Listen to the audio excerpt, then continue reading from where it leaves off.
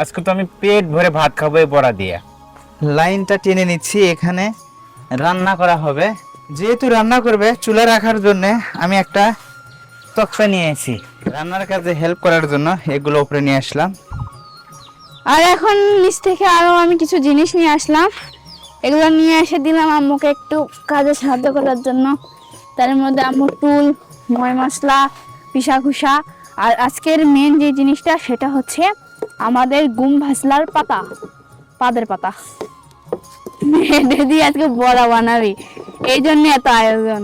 আবার নিচে গেছিলাম, নিচে যে এক বালতি পানি আর তেল, পট, গাবলা, কালাই যা যা লাগে বড় বানাতে সবই নিয়ে আসনো। দেখেন এক হাতে কত কি নিয়ে আসা লাগে, গিনিয়া চেয়ারত বসা আছে। মন করিটা মনে হয় একলা সবই করলে আমরা বাপ বেটি তো আগে না দিলে হলোই নাইনি। লাও লাও করো, যোগাযোগটা করো। হ্যাঁ, রান্না শুরু করে দেই। আজকে ওয়েদারটা অনেক ভালো, এই জন্য আমরা ছাদের উপর নিলাম চুলা। আপনাদের অঞ্চলে এই পাতাটাকে কি বলে ডাকে অবশ্যই জানাবেন। আর আমাদের এইটাকে গুম ভাসলের পাতা বলে। আর এই পাতার এতটাই সেন্ট, যে সেন্ট সঙ্গে এলাকায় কোনো মানুষ থাকে না। আর বড়াটা এত স্বাদ, খাইলে মুখে রুচি বাড়ে। এখানে আমি কালাই ভিজে রাখছি, এখন আমি গুম ভাজলা পাতাগুলো এই পিষে নিচ্ছি। পাতা পিষতে পিষতে সুন্দর একটা স্মেল বের হয়ে আসলো। আর এটা, এই বড়াটা খেতে আম্মু অনেক পছন্দ করে আর আব্বু অনেক পছন্দ করে, তারা বলে নাকি এটা খেলে মুখের রুচি বাড়ে। এখন আমি আম্মুকে সাহায্য করার জন্য পেঁয়াজগুলো ভালো করে ছিলে নিচ্ছি, যাতে আম্মু রান্নার কাজটা একটু এগিয়ে যায়। আর এখন আম্মুর গুম ভাজলের পাতা পিষা শেষ, আর এখন কড়াই পিষে নেবে। আর এই যে দেখেন পাতাগুলো পিষে কিন্তু একদম মিহি হয়েছে। আর এরকম করে কিন্তু পাতাগুলো ভালো করে পিষে নিতে হয়। পাটাতে কালাই পিষে নিচ্ছে, কালাইগুলো কিন্তু অনেকক্ষণ আগে ভিজে রাখছিল যেন পিষার সময় কোনো অসুবিধা না। এখন আমার কালাইটাও পিষা হয়ে গেল। আর এখানে এই বাটিতে আম্মু কিন্তু মরিচ আর পেঁয়াজ কুচি করে রাখছে, আর এই রসুন কুচিও রাখছি। হ্যাঁ, আর এখানে যে কালাই আর পাতা পিষা আছিল সেগুলো আমি এখানে দিয়ে দিচ্ছি। আর এটাকে আমি ভালোভাবে এরপরে ভালোভাবে মিক্স করে নেব। আর এখানে আম্মু এখন দিয়ে দিচ্ছে স্বাদ মতো লবণ। আর আমি এখানে ধীরে ধীরে সব একসঙ্গে মিক্স করে নিই। হ্যাঁ, আজকে সেই স্বাদ লাগবে খেতে মনে হয়। আর এখানে আমি পরিমাণ মতো হলুদ দিয়ে দিল।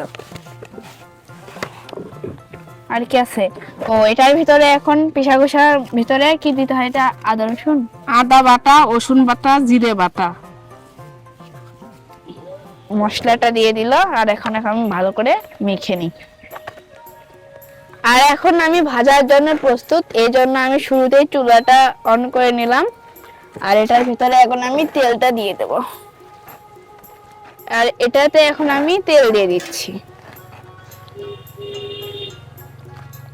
এখন আমার তেলটা গরম হয়ে গেছে, এখন আমি বড়াগুলো এক এক করে তেলের মধ্যে দিয়ে দেব, এরকম করে গোল গোল করে।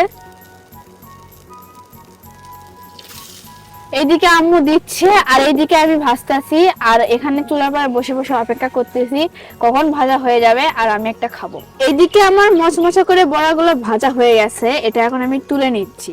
এই পাতার বড়া খাইতে যে এতটা স্বাদ, সেই স্বাদ না খাইলে তো ভুলে যাবে না। তাই আপনাদেরকে বলছি, আপনাদের বাড়িতেও একবার এই গুম ভাজলে পাতার বড়া করে খাইয়ে দেখেন। আর এদিকে আমি বড়া দিয়ে ভাত খাওয়ার জন্য বসে আছি। গরম গরম মা মেয়ে খুব সুন্দরভাবে মজা করে আজকে বড়া ভাজিছে। একটা আমি আগে প্রথমে খেয়ে দেখি কেমন স্বাদ হয়েছে। হ্যাঁ দেখো, বিসমিল্লাহির রহমানির রহিম। বাহ, দারুণ টেস্টি এবং খুব মজাদার হয়েছে। আজকে তো আমি পেট ভরে ভাত খাবো এই বড়া দিয়ে, আর কোনো তরকারি লাগবে না এর সাথে। নাও তুমি।